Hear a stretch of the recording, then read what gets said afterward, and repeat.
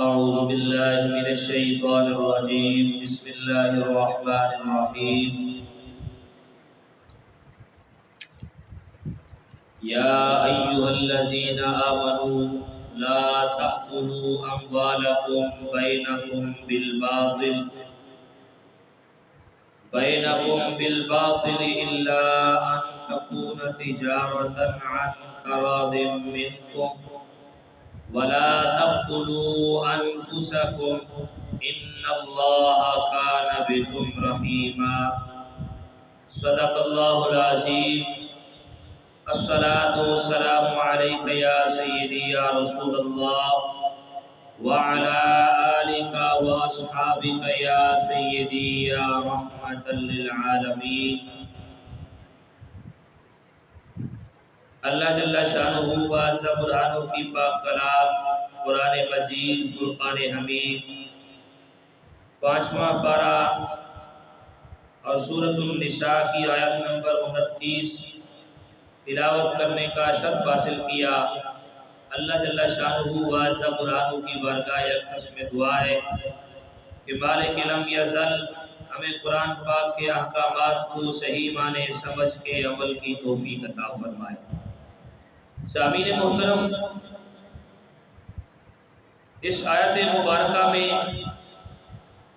مال میں تصرف کا شرعی طریقہ بیان کیا جا رہا ہے۔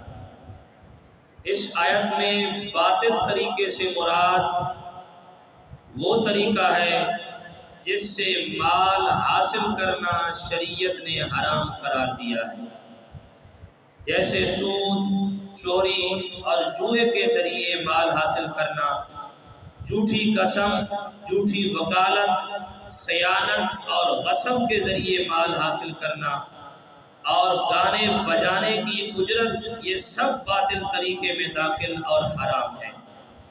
ایسے ہی اپنا مال باطل طریقے سے کھانا یعنی گناہ اور نافرمانی میں خرچ کرنا بھی اس میں داخل ہے۔ اسی طرح رشوت کا لین دین کرنا، ڈنڈی مار کر سودا بیچنا، ملاوٹ والا مال فروخت کرنا، قرض دبا لینا، ڈاکہ زنی، بتھا خوری اور پرچیاں بھیج کر ہراساں کر کے مال وصول کرنا، یہ بھی اس کے اندر شامل ہے۔ اللہ تبارک و تعالی نے ارشاد فرمایا، یا ایھا الذین آمنوا، اے ایمان والو، لا تأکلوا اموالکم بینکم بالباطل، آپس میں ایک دوسرے کے مال باطل طریقے سے نہ کھاؤ۔ تو یہاں پہ ان کو حرام قرار دیا گیا۔ حرام کمانا اور کھانا اللہ کی بارگاہ میں سخت ناپسندیدہ ہے۔ حدیث میں اس کی بڑی سخت وعید بیان فرمائی گئی۔ حضرت عبداللہ بن مسعود رضی اللہ تعالیٰ عنہ سے روایت، نبی کریم رؤوف الرحیم صلی اللہ علیہ وآلہ وسلم نے ارشاد فرمایا، جو بندہ حرام مال حاصل کرتا ہے اگر اس کو صدقہ کرے تو وہ قبول نہیں ہوتا، اور خرچ کرے تو اس کے لیے اس میں برکت نہیں، اور اپنے بعد چھوڑ کر مرے تو جہنم میں جانے کا سامان ہے۔ اللہ تعالی برائی سے برائی کو نہیں مٹاتا، ہاں نیکی سے برائی کو مٹا دیتا ہے، بے شک خبیث کو خبیث نہیں مٹاتا۔ یہ حرام مال کے متعلق نبی الانبیاء صلی اللہ علیہ وآلہ وسلم کا فرمانے عالی شان۔ ایک اور حدیث مبارکہ کنز الاموال کتاب البیوع کے اندر حضرت ابوبکر صدیق رضی اللہ تعالیٰ عنہ سے روایت ہے، سرور کائنات صلی اللہ علیہ وآلہ وسلم نے ارشاد فرمایا، اللہ تعالیٰ نے اس جسم پر جنت حرام فرما دی ہے جو حرام غذا سے پلا بڑا ہو۔ تاجدار رسالت صلی اللہ علیہ وآلہ وسلم نے حضرت سعد رضی اللہ تعالیٰ عنہ سے فرمایا، اے سعد، اپنی غذا پاک کر لو، مستجاب الدعوات ہو جاؤ گے۔ اس ذات کی قسم جس کے قبضہ قدرت میں میں محمد صلی اللہ علیہ وآلہ وسلم کی جان ہے، بندہ حرام کا لقمہ اپنے پیٹ میں ڈالتا ہے تو اس کے 40 دن کے عمل قبول نہیں ہوتے، اور جس بندے کا گوشت حرام سے پلا ہو اس کے لیے آگ زیادہ بہتر ہے۔ اور حضرت ابو ہریرہ رضی اللہ تعالیٰ عنہ فرماتے ہیں کہ سرکار دو عالم صلی اللہ علیہ وآلہ وسلم نے ایک شخص کا ذکر کیا جو لمبا سفر کرتا ہے، اس کے بال پراگندہ اور بدن غبار آلود ہے، اور وہ اپنے ساتھ آسمان کی طرف فرمائے کہ ہاتھ اٹھا کر یا رب پکار رہا ہے، حالانکہ اس کا کھانا حرام، پینا حرام، اس کا لباس حرام اور غذا حرام ہو، پھر اس کی دعا کیسے قبول ہوگی؟ تو اللہ تبارک و تعالی نے فرمایا یا ایھا الذین آمنو، اے ایمان والو، لا تاکلوا اموالکم بینکم بالباطل، فرمایا کہ باطل طریقے سے آپس میں ایک دوسرے کے مال نہ کھاؤ، الا ان تکون تجارتا عن تراض منکم، مگر یہ کہ تمہاری باہمی رضامندی سے تجارت ہو، یعنی باہمی رضامندی سے جو تجارت کرو وہ تمہارے لیے حلال ہے۔ باہمی رضامندی کی قید سے معلوم ہوا کہ خرید و فروخت کی وہ تمام صورتیں جن میں فریقین کی رضامندی نہ ہو وہ درست نہیں ہے، جیسے اکثر ضبط شدہ چیزوں کی نیلامی خریدنا کہ اس میں مالک کی رضا نہیں ہوتی، ایسے ہی کسی دکان، مکان، زمین یا جائیداد پر جبری قبضہ کرنا فرمائے کہ یہ حرام ہے۔ اور یہ بھی یاد رہے کہ مال کا مالک بننے کے فرمائے تجارت کے علاوہ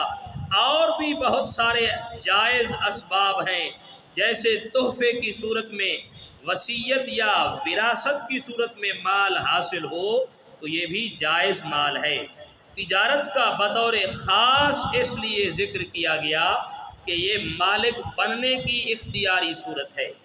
تو تجارت کے بے شمار فضائل احادیث مبارکہ میں بیان فرمائے گئے۔ حضرت ابو سعید خدری رضی اللہ تعالیٰ عنہ سے روایت ہے، جامع ترمذی شریف کی حدیث مبارکہ، حضور نبی رحمت صلی اللہ علیہ وآلہ وسلم نے ارشاد فرمایا، سچا اور امانت دار تاجر انبیاء علیہم السلام، صدیقین اور شہداء کے ساتھ ہوگا۔ اور حضرت معاذ بن جبل رضی اللہ تعالیٰ عنہ سے روایت ہے، سرکار دو عالم صلی اللہ علیہ وسلم نے ارشاد فرمایا، پاکیزہ کمائی ان تاجروں کی ہے جو گفتگو کے وقت جھوٹ نہیں بولتے، وعدہ کریں تو خلاف ورزی نہیں کرتے، جب ان کے پاس امانت رکھی جائے تو خیانت نہیں کرتے، اور جب کوئی چیزیں خریدیں تو اس کی برائی بیان نہیں کرتے، اور جب کچھ بیچیں تو اس کی تعریف نہیں کرتے، جب ان پر کسی کا آتا ہو تو دینے میں پس و پیش نہیں کرتے، اور جب انہوں نے کسی سے لینا ہو تو اس پر فرمائے کہ تنگی نہیں کرتے، فرمائے سب سے بہترین تاجر وہ ہیں ان کا مال تجارت ان کے لیے خیر و برکت والا ہے۔ اور حضرت رفاعہ رضی اللہ تعالیٰ عنہ سے روایت ہے، سرکار کائنات صلی اللہ علیہ وآلہ وسلم نے ارشاد فرمایا، قیامت کے دن تاجر فاسق اٹھائے جائیں گے سوائے اس تاجر کے جو اللہ عز و جل سے ڈرے، بھلائی کرے اور سچ بولے۔ حضرت حذیفہ رضی اللہ تعالیٰ عنہ سے روایت ہے، نبی کریم صلی اللہ علیہ وآلہ وسلم نے ارشاد فرمایا، تم سے پہلے لوگوں میں ایک شخص تھا جس کے پاس اس کی روح قبض کرنے فرشتہ آیا، تو اس سے کہا گیا کیا تو نے کوئی نیکی کی ہے؟ وہ بولا میں نہیں جانتا۔ اس سے کہا غور تو کر، پر میں کہنے لگا اس کے سوا کچھ اور نہیں جانتا کہ میں دنیا میں لوگوں سے تجارت کرتا تھا اور ان سے اپنی رقم کا تقاضا کرتا تو امیر کو مہلت دیتا تھا اور غریب کو معاف کر دیتا تھا۔ اللہ تعالیٰ نے ارشاد فرمایا، اے فرشتو، پر میں اس سے درگزر کرو، پر میں جو میرے بندوں سے درگزر کیا کرتا تھا مجھ مالک پر یہ زیادہ لائق ہے کہ میں اس سے بھی درگزر کروں۔